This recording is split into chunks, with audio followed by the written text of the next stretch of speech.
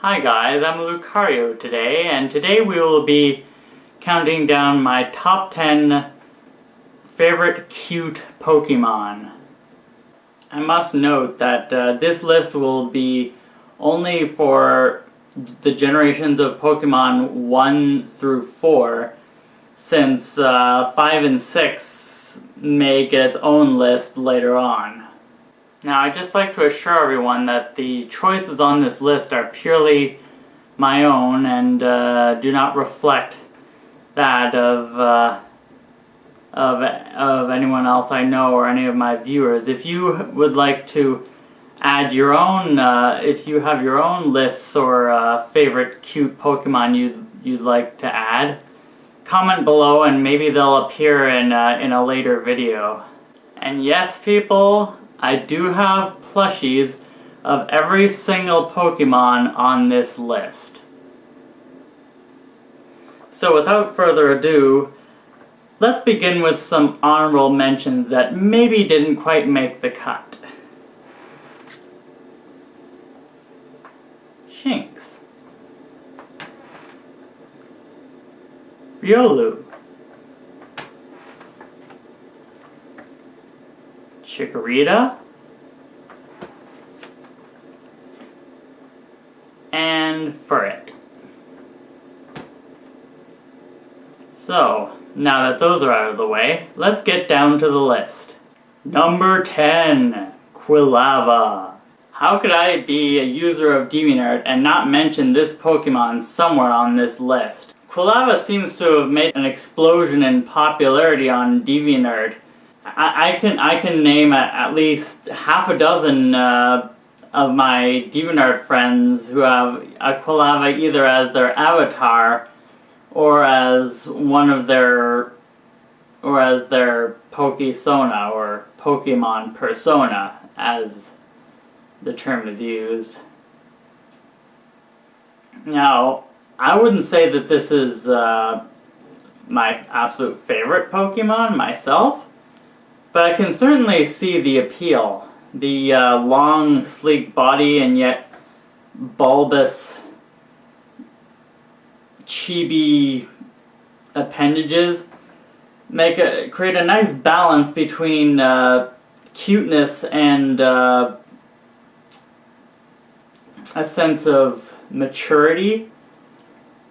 And dude, it has a mohawk made of fire, thereby invalidating any claims that this Pokemon should not be on this list. Number 9, Vulpix. Now, I wasn't always a big fan of Vulpix. In fact, when I was growing up, I always thought that this Pokemon was overrated. But in the past few years, perhaps because a friend of mine had one as their Pokesona for a while, it's kind of grown on me.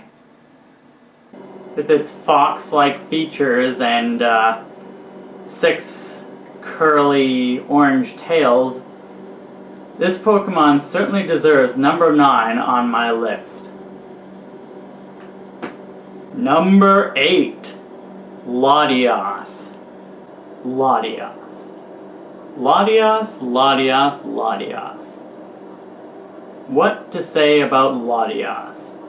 I have to admit, when I first saw the concept art for Latios and her male counterpart Latios in a promotional pamphlet in the DVD case of Pokemon Forever, I didn't really think much of them at the time. But then, when I finally saw the 5th Pokemon movie, Pokemon Heroes, my opinion changed quickly on that. You see, Latios seems to have the ability of being both cute with its sleek curves and little bulbous paws, and yet still looking cool and and ready to kick some serious Pokemon butt. You wouldn't normally think that combining a jet plane and a dragon would look very good, but this Pokemon seems to pull it off nicely. Not to mention the little fanfic-inducing scene at the very end of the movie. What else can I say but that Latios certainly deserves the 8th place on my list. Number 7, Celebi. Now, Celebi has gotten a bit of bad rap over the years, possibly because of the lack of success of the 4th Pokemon movie, and being sometimes dubbed by fans as Onion Fairy. But despite this, first of all, I kinda liked the 4th Pokemon movie, Pokemon Forever. I know it wasn't the best out of them, but I like the cutesy scenes where it's eating the berries and going pee, pee, pee. I failed that voice. But anyway, yeah, it's got the big round eyes, the little bulbous feet, and little fingered paws, and little fairy wings in behind it. And it's also kind of a badass sometimes, too. I mean, it can travel through time. It's like a Pokemon doctor. But in conclusion, Celebi definitely deserves the 7th place on my list. Number 6, Mew. Now this may seem a bit of a cop-out having 2 legendary fairy Pokemon on the same list, but this one had to be mentioned because for a while, before the 2nd generation came out, this was actually my favorite Pokemon. I mean, just the way it's portrayed in the first Pokemon movie, going on that windmill, cemented it for a long time as my most favorite cute Pokemon, of course, until the 2nd generation came out and it got bumped down a few notches. But anyway, I'm glad to fit Mew comfortably on my 6th spot on my list. Number 5, Merrill. See what I did there mentioning Generation 2? Now, I may not have bought into the whole Pika-Blue myth that everyone else my age was at the time. But seeing the first concept art of it, I was automatically attached to it. Not to mention its first appearance in the anime, being Tracy's other Pokemon besides Venonat. I instantly fell in love with this Pokemon. You would not believe how hard I searched for a plushie of this before finally getting it in the year at Christmas in the year 2000, along with Pokemon 2000. And some of you may recognize this plushie from a little video series called Emma-Festia, where it likes to do this.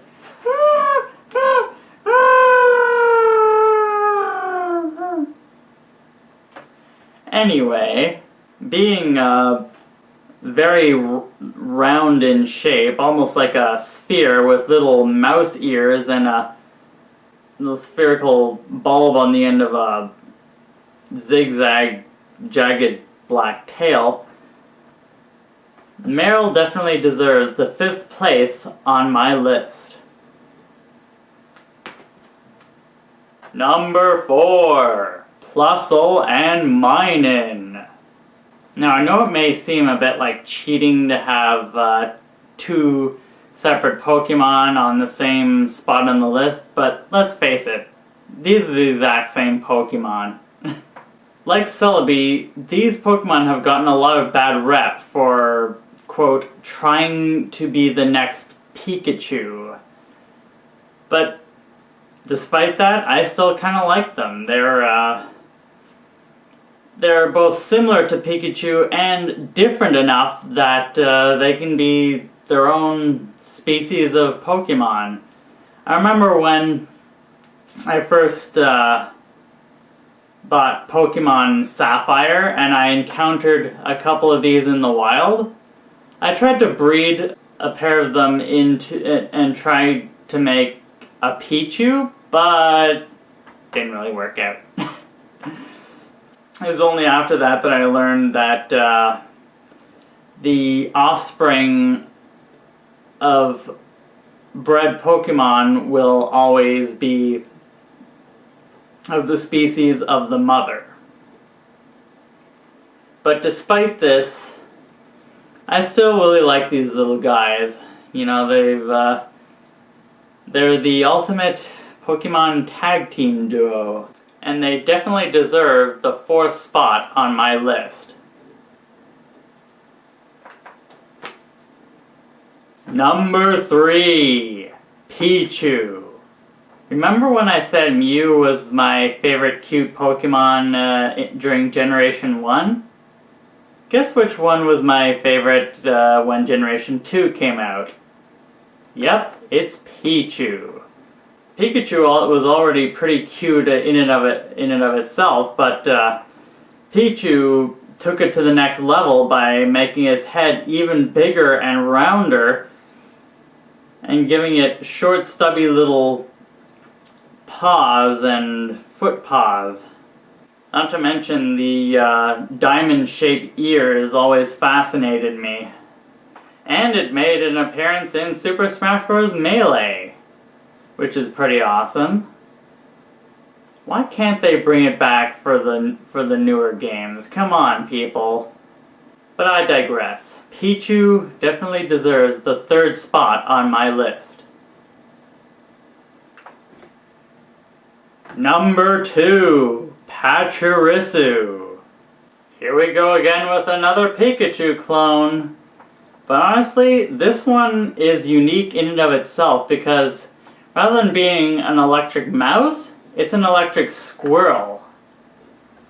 Some would argue it looks more like a chipmunk, but I always loved how its tail was like twice the size of the rest of its body, like, and in the anime it could sleep on it like a pillow. And then you gotta love its appearance in Diamond and Pearl, especially its debut episode where it's, you know, just running all over the place like it's on crack. Pissing Dawn off to no end. But yeah, and also about maybe 5 years ago, this was my number 1 cutest Pokemon. It was only in the past few years that it was bumped down to 2nd by the current number 1 holder. And my number 1 favorite cute Pokemon is Eevee! I'm sure you all saw this coming, everybody. I mean, the love interest of my Pokesona in my fanfictions just happens to be an Eevee called Ginger. And I have literally 7 different Eevee plushies. 7. However, as I mentioned before, Eevee wasn't always in one of my favorite Pokemon. I only started becoming attached to it when I started watching Pokemon music videos shipping Pikachu and Eevee together, and hence spawning Ginger. I mean, what is there not to love about Eevee? It's got the big bushy tail, the little cute paws, and the long bunny ears, and the big poofy color. I mean, there's been a lot of dispute on the internet just what species of animal an Eevee is supposed to be, whether it's a fox, a cat, a rabbit, a wolf. But personally, I just think it's a species all on its own. It's just an Eevee, you know? And to be honest, if there was one Pokemon that I could wish for to be real, to keep as a pet, it would be an Eevee. I mean, it would just be the perfect pet, wouldn't it? Like, it's just the right size, and it's, you know, and if you think about it, it could even exist in real life, as long as it doesn't have any of the moves that Pokemon usually have, like just this shape of creature. Please, scientists, genetically engineer this thing. I want an Eevee pet. Anyway, that concludes my list for today.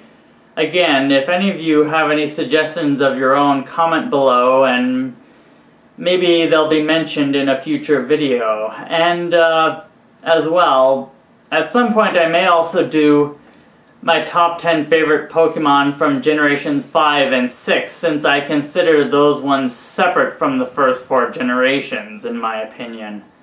Anyway, thanks for watching, and bye.